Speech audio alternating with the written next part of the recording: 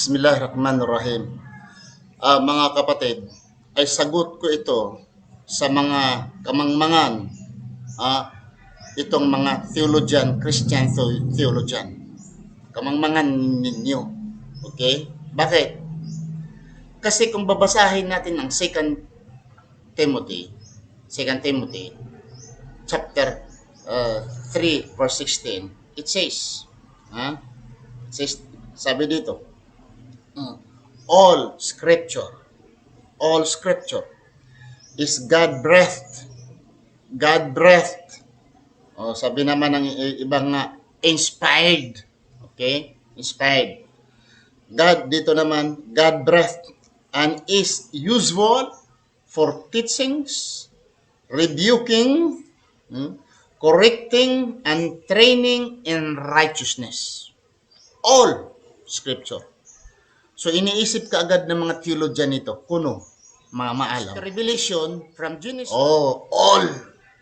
Ibig sabihin, walang linlaktawan dodong, ganid, tanan, sinabi all. Yun ang understanding nila, all. Pero, tukuyon na to, let us buklatin natin, bukukiin natin kung totoo po ba.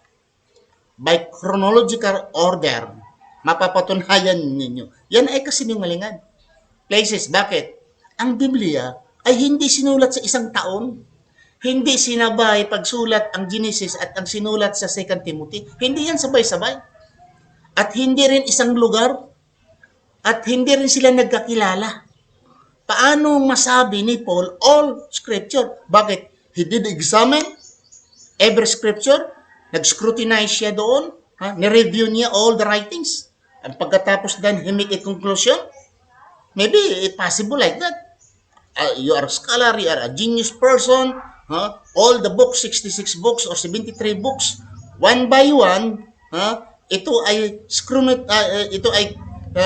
with your scrutiny, examination, pagka-last yung book mo, okay, you make a conclusion. Pero yung aklat mo, hindi, Paul, yung 2 Timothy, yung nasulat sa 2 Timothy, is not the conclusion. Why? Because it's not the last book. Itong Timothy, hindi siyang katapusang aklat. If you are talking about chronological order, meaning pizza, isa-isahin natin nag-research ako dito. Kinukuha ko ito sa artificial intelligence. Ngayon, hindi ka na buki-gi pupunta ka lang sa artificial intelligence, doon makikita mo, ang sabi nila, this is, kung mayroon mang pagkakaiba nito, slight lamang. Kasi, mechanism na yung bang electronics na, magnetic na ang nagdala Once pindutin mo kaagad, lahat ay halongkatin niya Okay.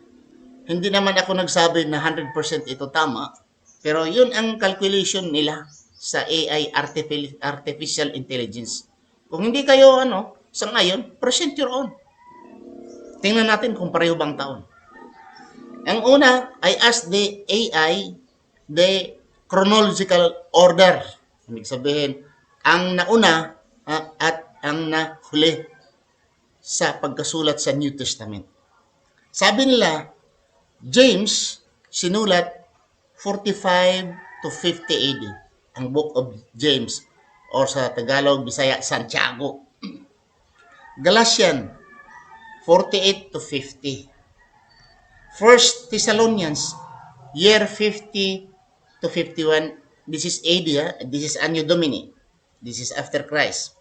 And Second Thessalonians, 51, 52. Okay?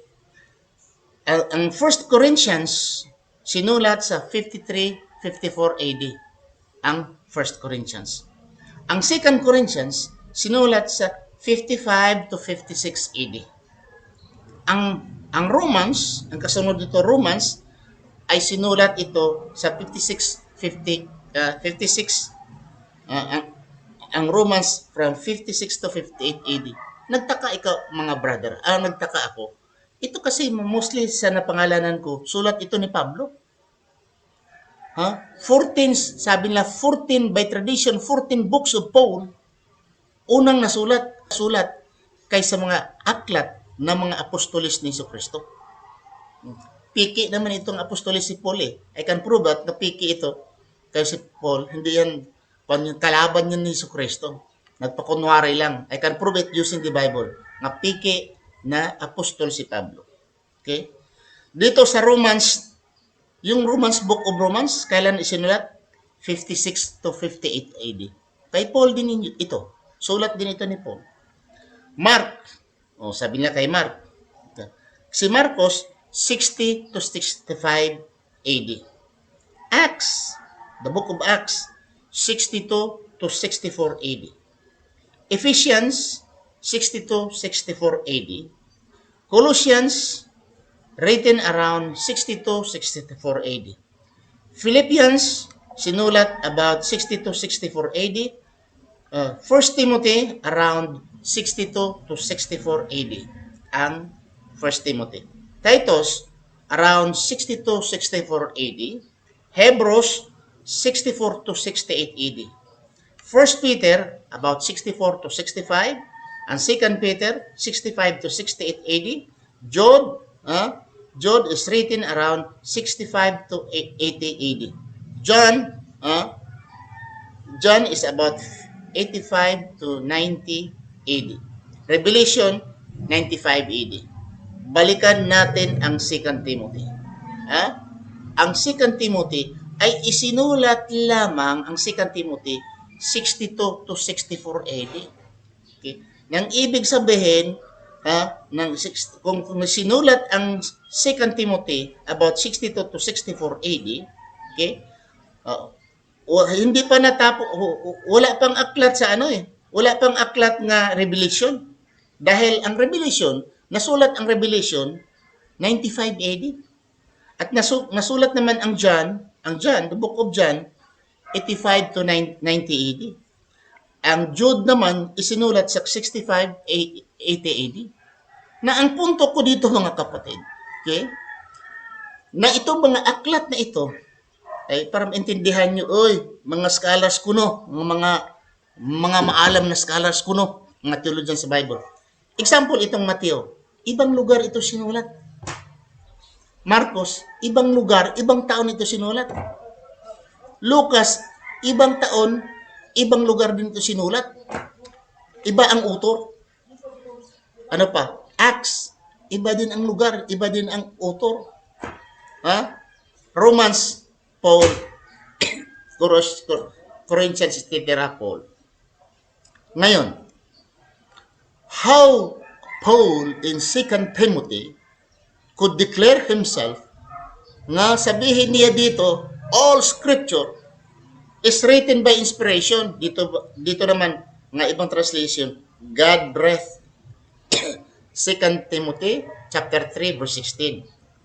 All scripture is God breathed. Ang iba naman, inspiration. Inspired by God. God breathed dito And is useful for teaching, rebuking, correcting, and training in righteousness. Hindi ko pinapakita itong kalaswaan laksaksak ng kalaswaan, injustices. Dito lang ako sa sino ang nagsulat. Hindi pa nga klaro dito sino ang nagsulat. Debatable pa yan. O anong taon sinulat. Paano mo paniniwalaan ang 2 Timothy na all scripture na in fact marami pang mga babasahin aklat in the New Testament na hindi pa nasulat that time.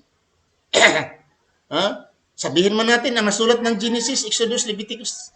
Ang tanong, yan ba'y binasa kaya ni Paul yan?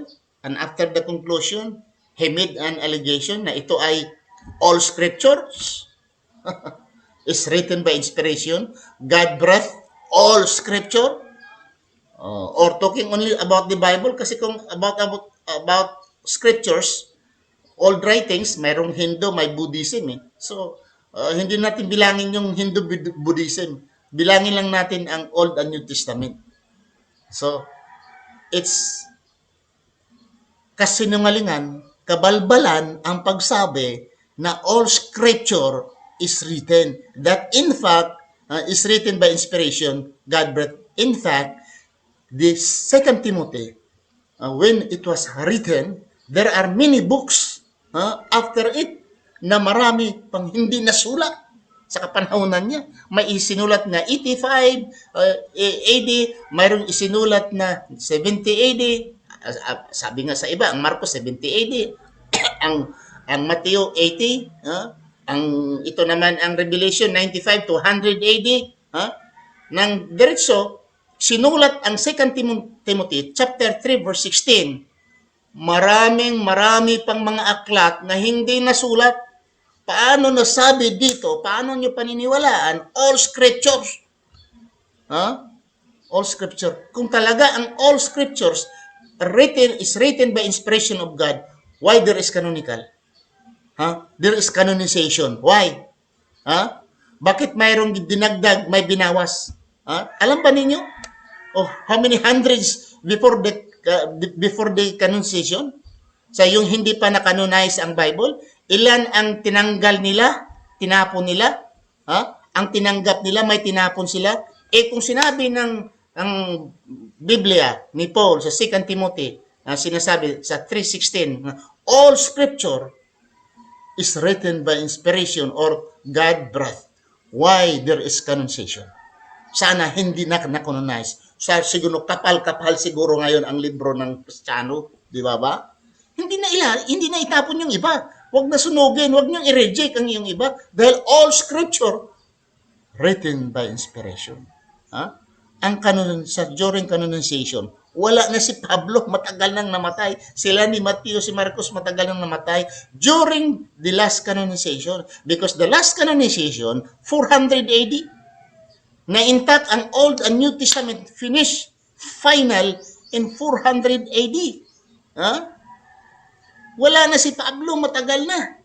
Kung talaga ang all scripture written by inspiration or God breath, why you discarded some books of the Bible?